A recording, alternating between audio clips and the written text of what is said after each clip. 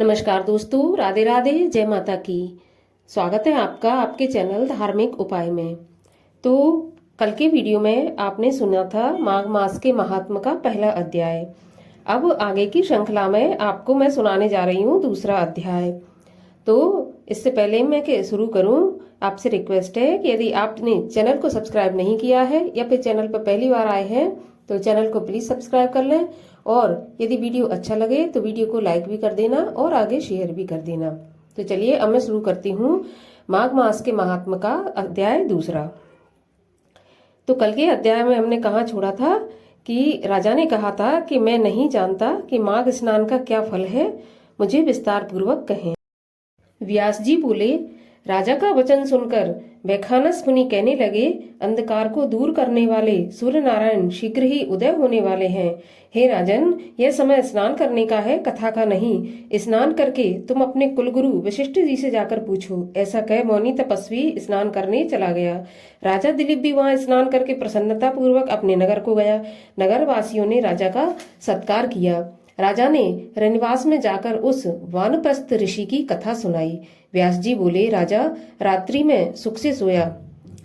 प्रातःकाल उठकर सफेद घोड़ों के रथ पर बैठकर सफेद छत्र और श्वेत चंवर से शोभायमान आभूषण तथा सुंदर वस्त्र पहन मंत्रियों तथा अनेक प्रजाजनों सहित विशिष्ट ऋषि के आश्रम पर पहुंचा और ब्रह्म ऋषि को प्रणाम किया। स्तुति करने पर मुनि ने अर्घ दे स्वागत कर राजा को आशीर्वाद दे आसन दिया।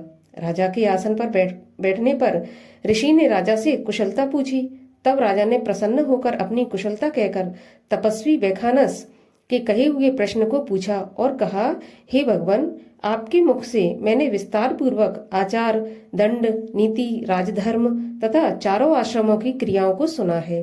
दान के विधान, यज्ञ की विधियां, व्रत की प्रतिष्ठा और विष्णु भगवान की आराधना की विधि भी सुनी है।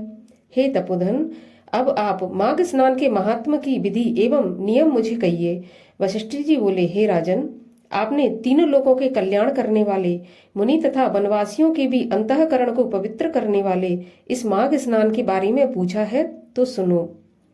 हे राजन, जो पुरुष स्त्रियों के नेत्र रूपी कटाक्षों अर्थात उनके ऋतु भोग से खंडित नहीं हुए हैं और बिना अग्नि, बिना यज्ञ, बिना कुआ आदि खुदवाए तथा बिना गाय, भूमि, तिल, वस्त्र, सुवर्ण, अन्न, घोड़ा इत्यादि का दान किए ही इनका फल प्राप्त करना चाहते हैं और 3 सप्ताह कठिन कृच्छ तथा पराग व्रतों से अपने शरीर को बिना सुखाए इसके फल की कामना से बिना किसी यत्न के स्वर्ग प्राप्त करना चाहते हैं, तो उन्हें सदा माघ स्नान करना चाहिए।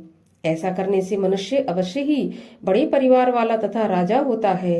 हे नृपश्रेष्ठ, दिव्य दृष्टि वाले महात्माओं ने कहा है कि माघ मास में यज्ञ, तप तथा दान से अनंत फल प्राप्त होता है। सकाम अथवा प्रजा के हित के लिए हरि भगवान के निमित्त जो स्नान करता है उसको काया की शुद्धि, प्रीत, ऐश्वर्य तथा चारों प्रकार के फलों की प्राप्ति होती है। अदिति ने 12 वर्ष तक मकर संक्रांति में अन्न त्याग कर माघ स्नान किया था, जिसके प्रभाव से उसके तीनों लोकों में उज्जवल करने वाले 12 पुत्र उत्पन्न हुए।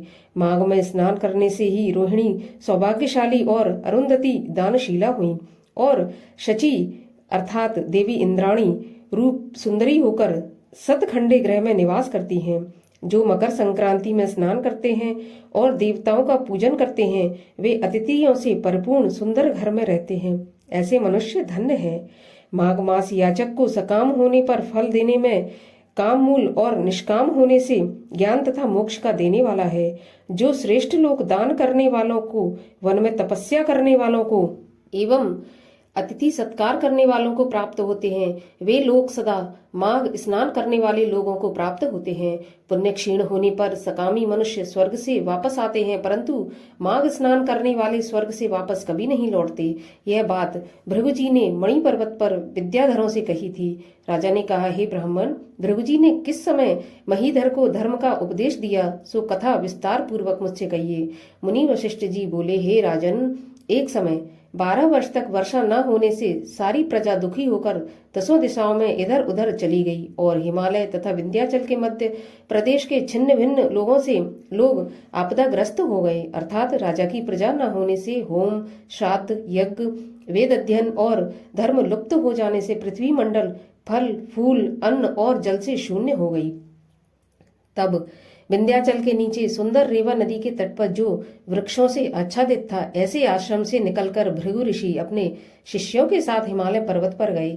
वहां पर कैलाश पर्वत के पश्चिम की तरफ ऊंचे मणिकूट सुवर्ण पर्वत के नीचे का आधा भाग स्फटिक बिल्लोर जैसे सफेद रंग का था और बीच का भाग नीला शिलाओं से युक्त था, जो सुंदरता में नीलकंठ पक्षी के समान था। इस पर्वत के बीच बीच में नीली और सुनहरी जो रेखाएं थीं, वे काले मेघों से चमकती हुई बिजली की भांति शोभा दे रही थीं। पर्वत की चोटी नीली तथा नीचे का कमर का हिस्सा सुनहरा होने से वह पीताम्बर धारण किए हुए भगवान श्री कृष्ण के सदृश शोभायमान प्रतीत होता था, जिसके स्वच्छ शरीर पर चमकती हुई दिव्य औषधियां रात में अनेक प्रकार के दीपकों से भरपूर दिखाई देती थीं, जो एक बड़ा महल सा दिख पड़ता था।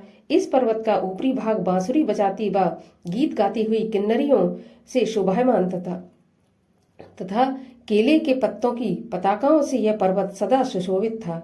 यह पर्वत पन्ना, नीलम, पुखराज तथा इसकी चोटी सफेद पत्थरों के बीच से निकलती हुई रंग बिरंगी किरणों से इंद्रधनुष के समान दिखाई देती थीं।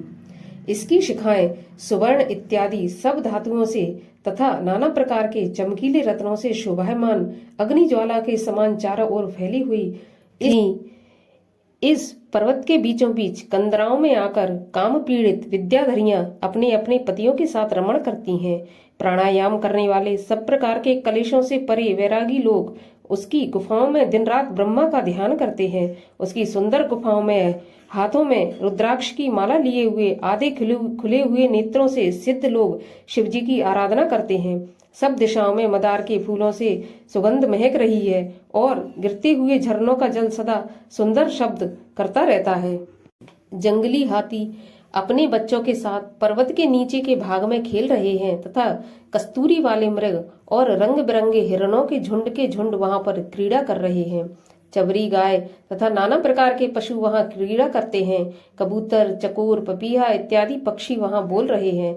यह पर्वत सदा राजहंस तथा मयूरों से शोभायमान दिख पड़ता है। इसी कारण यह सुनहरी चोटी का पर्वत हेमकूट कहलाता है। यहाँ सदा देवता, गुहक और अप्सरा आदि निवास करते हैं। यहाँ पर दूसरा अध्याय समाप्त होता है। मिलती हूँ आपसे तीसरे अध्याय के साथ। तब तक के लिए राधे राधे। जय माता की।